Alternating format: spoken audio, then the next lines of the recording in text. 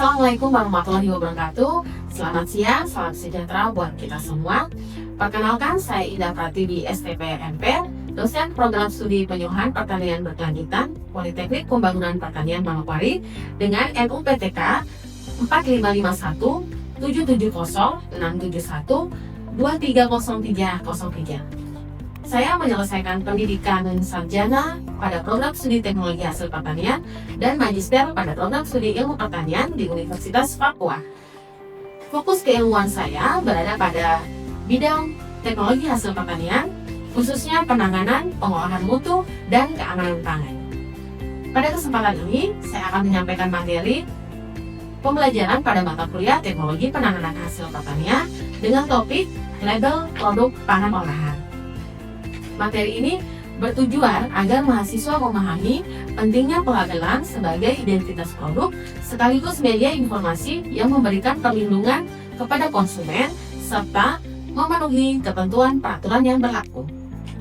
Capaian pembelajaran mata kuliah pada materi ini adalah mahasiswa mampu menerapkan prinsip pelabelan pangan olahan sesuai ketentuan peraturan perundang-undangan untuk menghasilkan produk pangan yang aman, informatif, dan memenuhi persyaratan mutu. Adapun CFPRK yang akan dicapai adalah mahasiswa mampu menjelaskan ketentuan umum pelabelan pangan olahan, mengidentifikasi informasi yang wajib dicantumkan pada label, menganalisis kesesuaian label berdasarkan regulasi BPOM, serta menyusun hasil label produk pangan olahan yang sesuai dengan ketentuan yang berlaku. Mari kita ikuti pembelajaran ini dengan baik agar materi yang diperoleh dapat diterapkan dalam pengembangan produk pangan olahan yang aman, bermutu, dan berdaya saing. Selamat mengikuti pelajaran. Wassalamualaikum warahmatullahi wabarakatuh. Selamat pagi. Pagi, luar biasa, Oke, mantap. Ya, jadi hari ini kita akan belajar tentang label pangan olahan. Kemarin kita sudah belajar tentang kemasan produk olahan, kemudian tentang bahan tambahan pangan. Sekarang kita belajar tentang label pangan olahan. Kita lihat ya satu-satu. Tujuannya, kenapa kita harus mempelajari ini?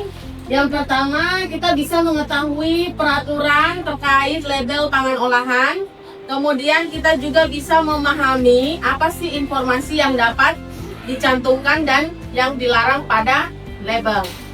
Untuk offline-nya nanti kita akan bahas tentang dasar hukum, definisi dan ketentuan, kemudian informasi pada label pangan olahan, yang ketiga keterangan peringatan larangan, dan yang keempat informasi nilai gizi.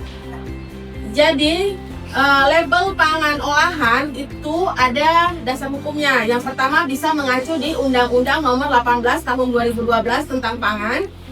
Kemudian ada Peraturan Pemerintah Nomor 66 Tahun 2019 tentang keamanan pangan. Kemudian ada dari Peraturan Badan POM Nomor 23 Tahun 2023 tentang registrasi pangan olahan. Kemudian ada juga Peraturan Badan POM Nomor 20 Tahun 2021 tentang perubahan atas Peraturan Badan Pengawasan Obat dan Makanan Nomor 31 Tahun 2018 tentang label pangan olahan. Kemudian ada Peraturan BPOM Nomor 1 Tahun 2022 dan Peraturan Nomor Badan BPOM Nomor 26 Tahun 2021 tentang informasi nilai gizi pada label pangan olahan. Jadi ini ya dasar hukum kenapa kita harus tahu label pangan olahan yang ada pada kemasan produk. Nah, untuk informasi selanjutnya nanti bisa buka link, nanti Ibu share linknya. Kemudian ini, sebelum kita tahu tentang informasi yang ada di kemasan label, kita tahu dulu apa sih itu label. Label itu adalah setiap keterangan mengenai pangan olahan, baik yang berbentuk gambar, tulisan, kombinasi keduanya, atau bentuk lain yang disertakan pada pangan olahan, dimasukkan ke dalam, ditempelkan pada, atau merupakan bagian kemasan pangan. Nah, ini ketentuan umum label pangan. Biasa itu mungkin semuanya sudah lihat di kemasan. Itu yang pertama ketentuannya harus dia menggunakan bahasa Indonesia karena kita tinggal di Indonesia. Lain halnya kalau misalkan nanti produk luar ya yang masuk tetap dengan bahasa asal produknya. Kemudian dicantumkan pada bagian kemasan pangan yang mudah dilihat dan dibaca. Jadi label itu tidak bisa kita tulis kecil sekali, tidak bisa kita tulis terlalu kecil di kemasan. Pokoknya dia harus mudah dilihat dan mudah dibaca. Kemudian tidak mudah lepas, luntur, dan rusak dari kemasan pangan. Kemudian benar, jadi labelnya itu betul-betul sesuai ya, betul-betul benar, tidak menyesatkan dan menunjukkan hal yang sebenarnya. Kemudian gambar diperbolehkan ada jika pangan mengandung bahan tersebut. Jadi bukan hanya perisa. Jadi kemarin kita sudah belajar bahan tambahan pangan ya. Jadi kalau misalkan yang dicantumkan itu yang diperbolehkan itu yang betul-betul ada di bahan baku atau mengandung bahan tersebut. Kemudian mencantumkan persen bahan pada komposisinya. Jadi satuannya persen. Kemudian sesuai dengan label yang disetujui pada saat registrasi izin edar. Oke, kita lanjut ya. Nah, ini adalah informasi yang tadi yang ada di label, pada label pangan olahan. Itu bagian utama dan paling mudah dilihat atau di depan. Biasanya itu ada beberapa bagian. Misalkan contohnya ini. Ini bagian depan, ini bagian belakang. Jadi ini kan sudah ada labelnya semua. Nah, ini label itu harus ada nama dagangnya. Nama dagangnya contohnya ini, PMP Ranger, RPO. Berarti nama dagangnya RPO. Kemudian ada nama jenisnya. Nah, jenisnya adalah ya PMP Ranger. Kemudian ada logo halalnya. Jadi sekarang kalau kita mau kita punya produk mendapatkan izin edar atau kita punya produk bisa dipasarkan di supermarket atau di swalayan, itu harus ada halalnya. Jadi kalau tidak ada halalnya biasanya dari pihak supermarket tidak terima. Kemudian logo halalnya harus ada, kemudian ada nomor PB Unpu. PB Unpu itu nomor izin edar dari BPOM. Jadi kalau di Indonesia berarti MD, kalau di luar negeri berarti ML. Jadi biasanya kalian lihat di kemasan itu BPOM RI MD, berarti itu di Indonesia, dia izin edarnya di Indonesia. Kalau BPOM RI ML berarti di luar negeri. Kemudian ada berat atau isi bersih. Jadi di label harus ada, itu wajib. Berat bersihnya berapa gram atau berapa kilo. Kemudian ada keterangan kadaluarsa. Nah, itu juga wajib, keterangan kadaluarsa. Kemudian ada nama dan alamat produsen atau importir kalau dia produk impor. Kemudian wajib ditempatkan di bagian yang paling mudah. Jadi logo ini, nama dagang dan lain-lain ini harus ditempatkan di bagian depan biasanya, yang mudah dilihat. Karena ini penting, informasi ini penting untuk konsumen, untuk dia bisa melihatnya. Nah, kemudian informasi pada label pangan olahan, bagian utama paling mudah dilihat atau di depan, ini bisa lihat contohnya logo halal. Jadi logo halal sekarang itu banyak yang misalkan UMKM itu dia cuman ambil gambar logo halal, habis itu dia tempel dia punya kemasan, itu tidak boleh. Jadi logo halal itu sekarang ada nomor sertifikatnya di bawah. Nah, jadi kalau dia ada nomor sertifikatnya, berarti itu logo halal abal-abal, ya. Jadi harus ada nomor sertifikatnya dan memang dia sudah terdaftar. Nah, kemudian lanjut. Nah, untuk di bagian belakang label kemasan itu biasanya di sini ada daftar bahan atau komposisi, ya. Kemarin kita sudah lihat yang bahan tambahan pangan ya, komposisinya pasti ada di bagian belakang. Nah, itu komposisi atau daftar bahan yang digunakan itu terdiri dari bahan baku, contohnya tepung terigu, gula, bumbu. Kemudian bahan tambahan pangan, apa saja, pengawet yang digunakan apa, pewarnanya apa, itu dicantumkan semua di komposisi. Kemudian bahan penolong atau di sini contohnya enzim ya. Jadi itu dia enzim tidak termasuk ke bahan tambah pangan, tapi dia bahan penolong. Kemudian nanti disusun secara berurutan, begitu untuk komposisinya. Jadi biasanya komposisi itu diurutkan dari bahan yang paling banyak digunakan, bahan baku yang paling banyak digunakan di bagian depan. Biasanya hurufnya paling depan. Misalkan kita bikin cookies, berarti komposisi yang paling utama kita masukkan adalah tepung. Kemudian habis itu baru yang bahan-bahan lainnya gitu. Nah, ini contohnya komposisi ada di bagian situ. Oke, sampai di sini ada pertanyaan? Ada pertanyaan? Iya, silakan. Bertanya, apakah semua produk pangan kemasan wajib mencantumkan informasi nilai gizi pada label? Oke, baik. Jadi silakan kembali. Jadi untuk informasi nilai gizi itu sebenarnya tidak wajib ya. Jadi nanti tergantung produknya apa yang kita mau edarkan. Jadi biasanya kalau misalkan produk yang mau kita jual apa itu nanti dia bisa dilihat itu misalkan produk kita ini ada nilai tambahnya apa, informasi lagi proteinnya yang paling tinggi. Nah itu kan yang mau kita tonjolkan toh. Jadi tidak semua produk bisa kita klaim itu gitu. Jadi tidak wajib. Nah nanti kita bisa lihat di informasi nilai gizi ya. Kemudian informasi pada label pangan olahan bagian lainnya. Nah ini yang sisi belakang ini. Tanggal dan kode produksi. Kemudian petunjuk penyajian. Nah biasanya untuk petunjuk penyajian ini ada yang ditambahkan, ada yang tidak. Kalau ini ada yang ditambahkan. Ini petunjuk penyajian. Biasanya kalau Indomie juga ada petunjuk penyajiannya. Tetapi ada juga produk yang tidak mensertakan petunjuk penyajian. Kemudian petunjuk penyimpanan. Nah petunjuk penyimpanan ini wajib ya. Jadi misalkan kalau mungkin adik-adik pernah dengar simpan di tempat yang sejuk pada suhu kurang dari 30 derajat, pernah ya? Pernah temukan itu ya? Atau ini tidak pernah baca label?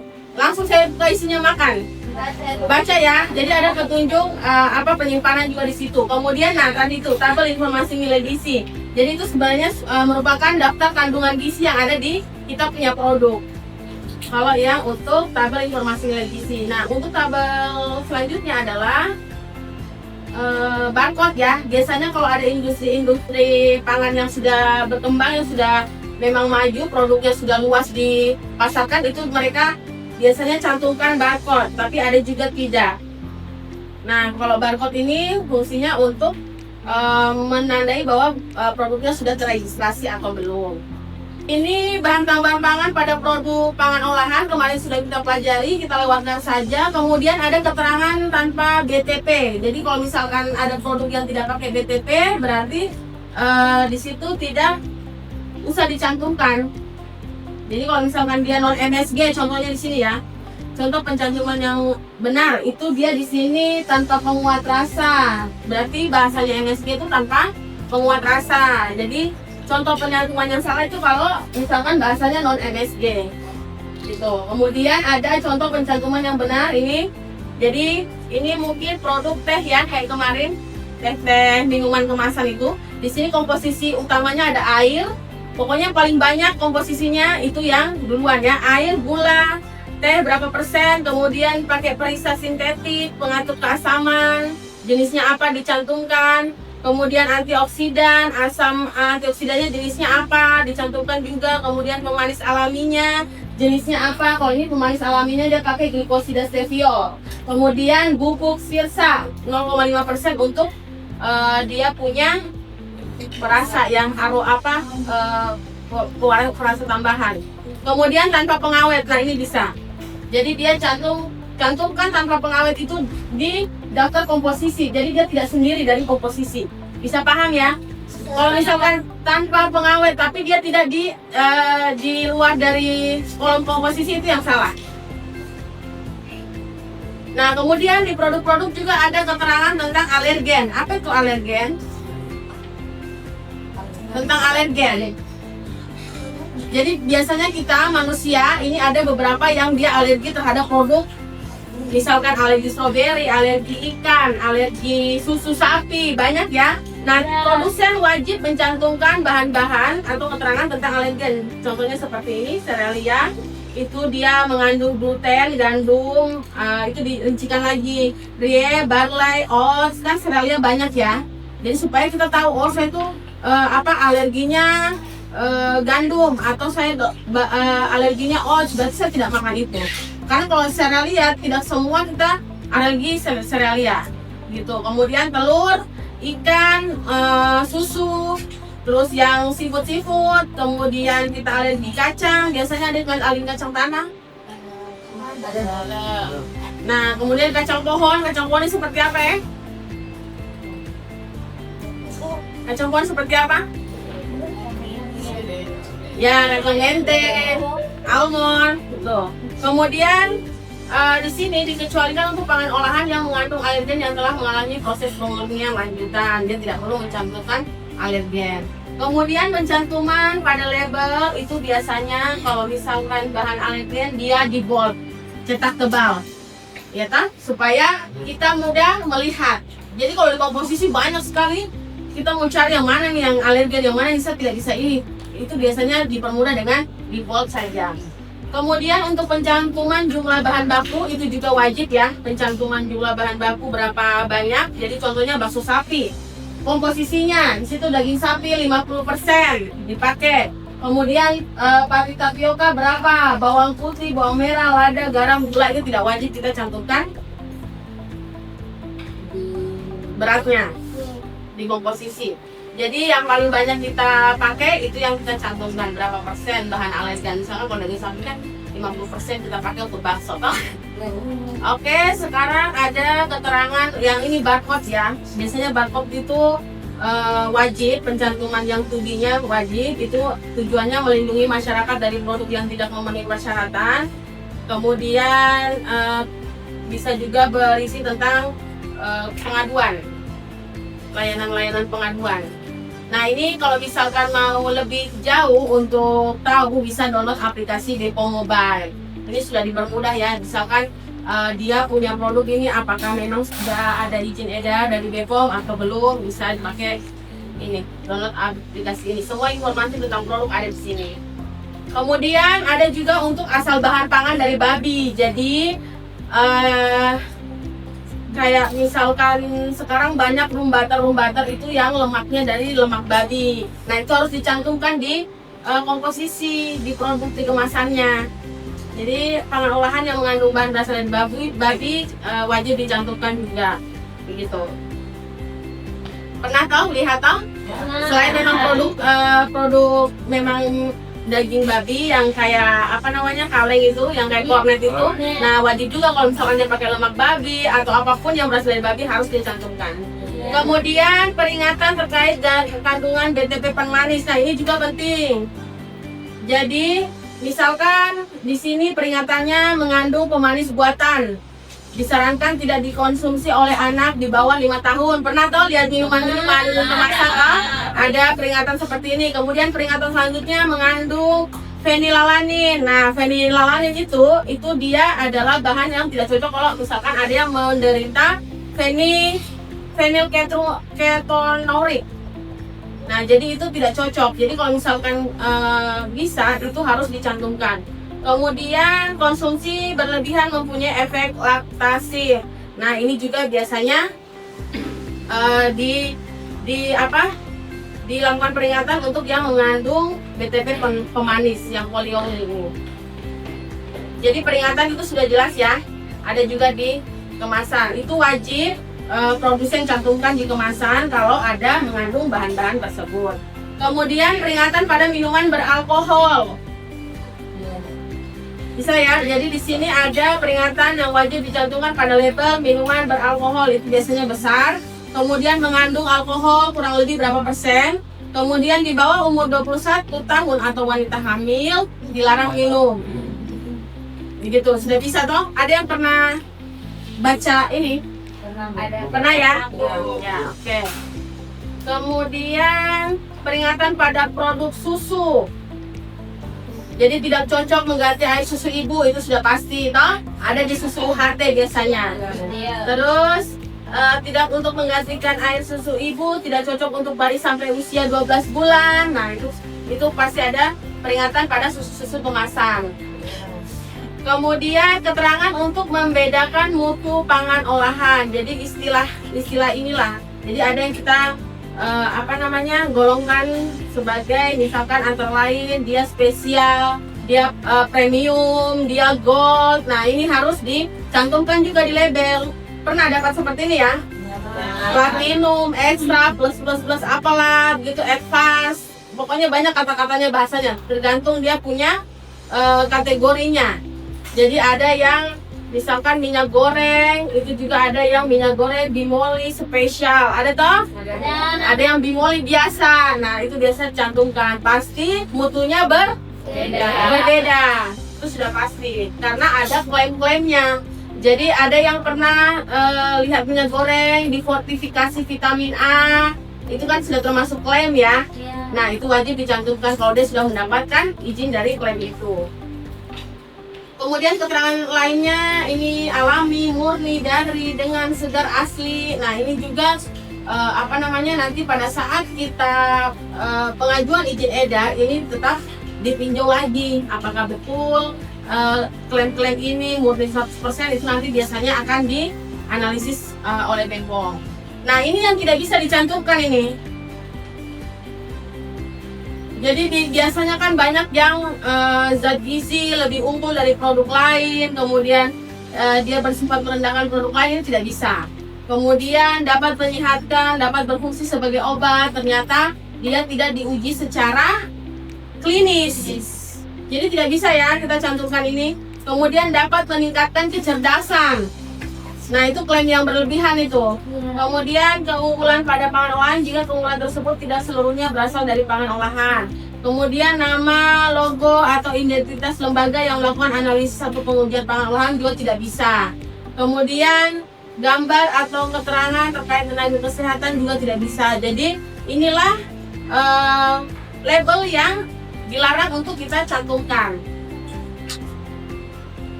Nah, kemudian ini yang tadi ya, sama ya. Ini mencantumkan tulisan dan logo, kemudian mencantumkan gambar dan tulisan yang berkaitan dengan klaim, contohnya dengan kolagen, tetapi dia tidak ada kolagen atau tidak melalui uji kolagen, kemudian uji-uji nutrisi lainnya lah, gitu. Kemudian pada komposisi pastikan tidak ada BTP yang di atas batas maksimumnya. Kemarin kita sudah belajar BTP toh? Jadi ada yang BTP yang bisa kita ukur numerik, ada juga yang bisa berdasarkan CPPB. Apa CPPB? Cara produksi pangan yang baik. Masa sudah lupa tuh? Oke, untuk tadi ya informasi nilai gizi itu penerapannya itu dia wajib ya bisa seluruh pangan olahan, produk industri menengah dan besar. Kalau misalkan kita punya produk misalkan sukun ya, sukun beku, nah itu yang tadi Ibu bilang tidak wajib untuk mencantumkan informasi nilai gizinya. Ini biasanya untuk industri menengah dan industri besar yang wajib menyertakan. Kemudian dikecualikan kopi bubuk, kopi instan, kopi celup, kopi dekafein, biji kopi dan lainnya. Nah, itu tidak wajib juga. Kemudian dilarang minuman beralkohol di sini. Ini sudah aturan dari Badan BPOM nomor 26 tahun 2021 ya. Kemudian bertahap. Jadi produksi mikro dan kecil sesuai pedoman. Kemudian habis itu disusun oleh SPO-nya yang termasuk nanti 163 jenis pangan itu nanti diklasifikasikan lagi. Oke. Nah, ini tadi tabel informasi nilai gizi sudah dijelaskan ya tadi ya. Kemudian logo pilihan lebih sehat. Nah, ini juga bisa direkomendasikan ya sebagai langkah untuk membantu konsumen dalam memilih produk dengan yang lebih sehat. Biasanya ini penanda bahwa misalkan kita punya produk yang dia mengandung antioksidan lebih tinggi atau dia gluten free, itu biasanya ada penanda untuk logo dicantumkan yang lebih sehat. Jadi nih, label bahan tambahan pangan yang tadi sudah dijelaskan di awal, ini contohnya ini bisa dilihat di sini juga. Ada petunjuk takaran tadi, itu sudah kita ini, kemudian komposisi sudah. Nah, kemudian untuk expire. Nah, untuk expire ini itu wajib setiap produsen cantumkan. Jadi produsen itu dia menentukan expire sendiri dulu, baru dia bisa cantumkan dan analisis dulu. Begitu. Berapa tanggal kadaluarsanya. Terkait expire ada pertanyaan? Silakan. Gimana apa yang harus dilakukan jika di label produk tidak tercantum tanda kadaluarsa? Ya, baik, terima kasih. Jadi pertanyaannya bagus ya. Kalau misalkan adakah yang pernah temukan beli apa jajanan apa tidak ada tanggal kadaluarsanya. Untuk apa itu? Biasa yang snack biasa. Kalau snack biasa ya, kalau yang cemilan itu masa simpannya kira-kira berapa lama itu? Lebih dari 7 hari produknya ya, karena ada kemasan keringnya. Jadi itu salah, sebenarnya itu melanggar. Jadi setiap produk itu wajib mencantumkan masa kadaluarsanya, walaupun dia punya penyimpanan hanya 2 hari, 3 hari itu wajib. Kalau misalkan dia tidak mencantumkan izin edarnya, berarti dia sudah melanggar peraturan tentang pelabelan. Gitu. Jadi nanti akan ditindak, biasanya dari dinas kesehatan itu orang atau dari BPOM itu orang cek produk, apalagi kalau sudah dipasarkan di di online atau tidak dipasarkan di toko-toko, itu pasti sudah kena blacklist produknya, bisa dilakukan penarikan itu situ nanti. Oke, bisa ya, bisa terjawab. Kemudian untuk 5 kesalahan yang sering terjadi itu informasi wajib dan informasi yang dilarang. Itu biasanya informasi wajibnya tidak dicantumkan, informasi yang dilarangnya dicantumkan. Kemudian tata letaknya, jadi biasanya juga tertukar antara informasi yang perlu dicantumkan di bagian depan sama di bagian belakang. Kemudian format tabel informasi nilai gizi itu tidak sama dengan ketentuan pada per BPOM. Jadi biasanya informasi nilai gizi itu kalau misalkan dia sudah izin edar BPOM, wajib itu formatnya sama ya, format tulisannya. Kemudian komposisi, biasanya pencantuman komposisi tidak diurut dari jumlah terbesar.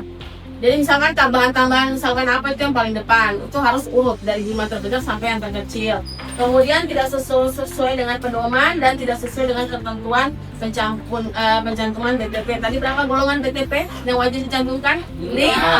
Nah, kemudian yang untuk peringatan, kalau untuk yang peringatan itu biasanya tidak mencantumkan peringatan yang seharusnya wajib dicantumkan. Misalnya menggunakan pemanis buatan, namun belum mencantumkan peringatan pemanis buatannya. Misalkan pemanis buatannya dia bisa apa-apa, tidak cocok untuk anak di bawah, misalkan 12 bulan dan lain-lain. Nah itu wajib. Nah jadi ini ya 5 kesalahan label yang sering terjadi pada industri pangan.